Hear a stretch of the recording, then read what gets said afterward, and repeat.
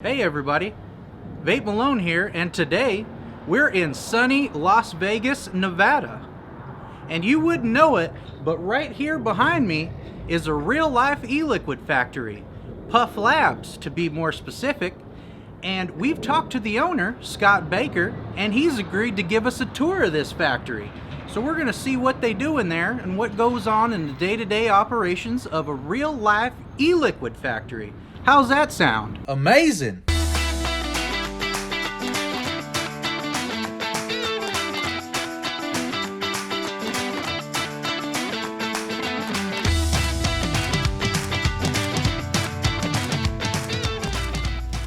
Looks like we got somebody over here. Hey, how's it going? What's going on, man?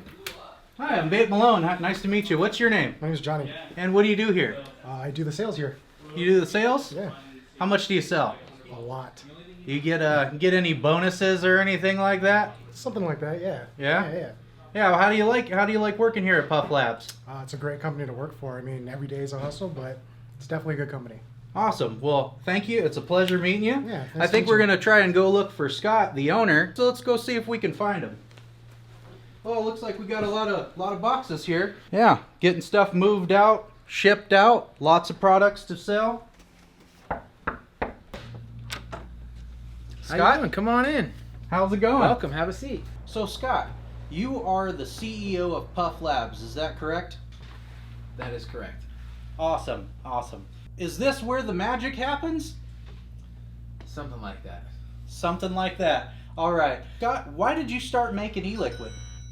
Basically, I started using it myself to quit smoking back in early 2013, and after that, we opened a shop. You know, it was a miracle, and I was fully invested in it. And you know, a couple years later, we opened up Puff Labs so we could supply other customers with our gourmet e-liquid. That's a great story. Scott, if you could tell me, how many years about have you been in business? Altogether, Puff Labs has been in business since 2015, so about almost going on 4 years. Wow, that's a really long time. I know there's quite a few e-liquid companies out there that couldn't make that same remark, but you guys have stood the test of time. Is that right? Every day we come in with a goal, and that's to make it in this very, very busy, fast-moving industry. That's amazing. And what do you got going on up on your big screen here? Oh, just watching what we release out to the people out there, and getting a little bit of feedback so we can drive and do better. Well, that's great. Keeping your finger on the pulse, as it were. That's what it's all about. That's great. You got to keep that finger strong. Am I right? Very strong. That's right. What was the first Puff Labs flavor that y'all made? The first Puff Labs flavor that we made was actually Circus cookie, and that was back in 2016. And what is the flavor profile on Circus cookie? It's a cookie covered in sprinkles and frosting, and it tastes really good. Wow, that's amazing. Kind of like those little cookies you used to get in that plastic bag when you were a little kid, right? Something like that. Wow. Yeah, I remember those things. They had the white ones and the pink ones, and they had the sprinkles all over them. Man, those are good. I think I'm going to get me a bag of those after this tour. Wise move. Yeah, that sounds like an appetizer right there. What would you say your favorite flavor is out of all your flavors? Lately, my favorite flavor has been Psycho Unicorn. That's really one that we worked very hard for and completed with some level of success, and it tastes great. Well, Scott, I would have to agree with you on that one. Psycho Unicorn's probably one of my favorites, and we actually did a review on that, a flavor goggles video, if you will, and that stuff it's tremendous. The flavor is amazing. It's a Twinkie with all kinds of candy and goodies and frosting stuffed all in the middle. Is that right? Oh yeah, it's a sweet one. Yeah, I love it. I love it. Now, Scott, if you could tell me about how many flavors do you have? About 15. 15 flavors. That's a solid lineup. Yeah, the more the better. We want to have something for everybody. And what would you say the best-selling flavor would be? I think it's probably going to still be Circus Cookie is our all-time bestseller. Because that's the OG, correct? It's the triple OG. The triple OG. Well, You know, all this flavor talk has just gotten me all excited to see the rest of the facility here. If we could, this would be a great time to do it. Absolutely. You guys follow me. I'll show you everything I know and everything about how it's made. All right, that sounds great. So this is the lab here, correct? That's correct. Yeah, come on in. Let me show you around. All right, awesome, awesome. This is absolutely amazing. And so this machine right here, what does it do exactly? So this machine basically packages it up from start to finish. Is that right? Yeah. Yeah. Wow. So the bottles start here, correct? That's correct. Okay. And then what happens? Then they're going to get pushed around this way. They're going to come down this belt here, and they're going to hit the filling station here. Boom. After that, they're going to get capped by hand. They're going to come around here. It's going to come back on the assembly line, and then it's going to hit its capping machine. Going to turn that around, make sure it's nice and tight and sealed.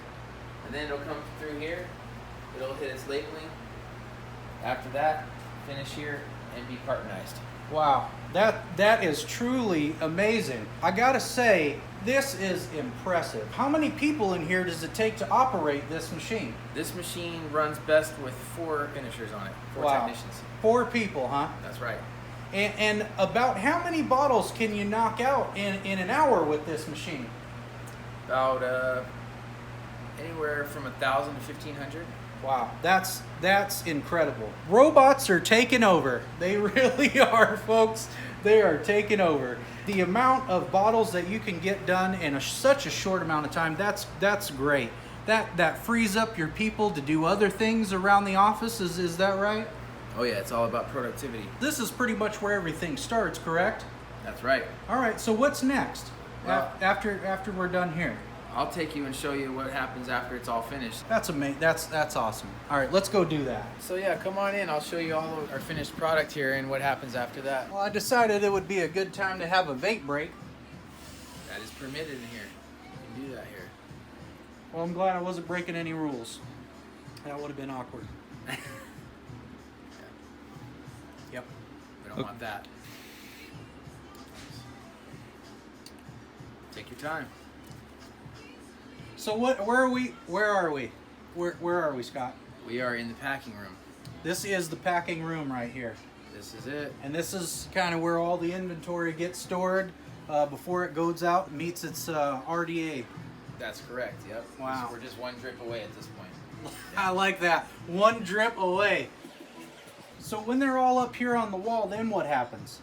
Well, we have our packing team go ahead and start filling their orders, and then it'll go from here into a big carton. Uh-huh. And, One of these right here. Yeah. And what are these made out of, Scott? Cardboard. Cardboard. Okay, all right. I thought maybe they were. Yes. You got robots in the other room, so I thought maybe they were some kind of, new material that we haven't heard of yet. We get this stuff from NASA, so we don't know what it is. That's a NASA cardboard, spared no expense, correct? It comes in, it all shows up in one piece. Wow, that's amazing. That's amazing, truly amazing. So after it's in this NASA cardboard here, then it goes on out to the world, correct? That's Where you pretty said that's what was the phrase that you used there? It's just 1 drip away. Wow, that's amazing. That's amazing. And so what is this thing right here? What does this fella do? It's like a packing tape dispenser thing. Wow, well, so he's got some water in him or something here? Yeah. What's going on here? Yeah, you want to try it? Oh, I'd love to. Here, you can take this with you. Can I keep this as a souvenir, Scott? So, Scott, I do have a couple questions before we drop off this tour here and exit your beautiful facility. Some questions about the clean room that we were just in. Now, when they're in there making e-liquid, what are the specifications for being in that clean environment when you're making e-liquid, and how do you keep everything clean? We have air pressure being pushed around in there. It's an ISO 7 level compliance, so it's dust free, it's particle free, and all of our employees are dusted before they get in, and they have their clean room garb and all their hair nets and everything. So yeah, there's very, very, very little cross contamination, and it's going to happen with our products. That's amazing. So you make sure that nobody's toe hair gets inside the e-liquid bottles before they ship out. Yeah, we try to keep it kind of clean around here. That's great. I'd be very sad if I found a big toe hair in one of my e-liquid bottles. tell me a little bit about the steeping process.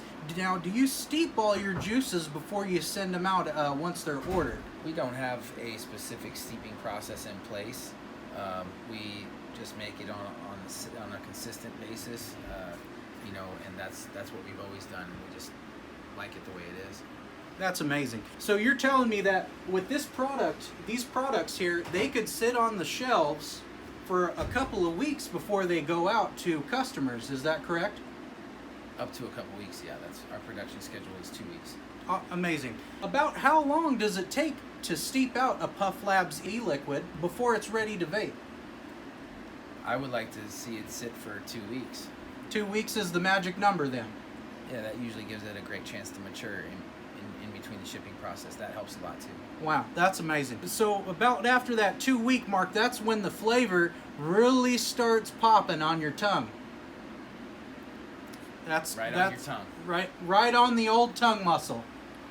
Okay, well that's amazing. This whole trip has been a pleasure, and this place is great. But Scott, I do have one more question for you before we go.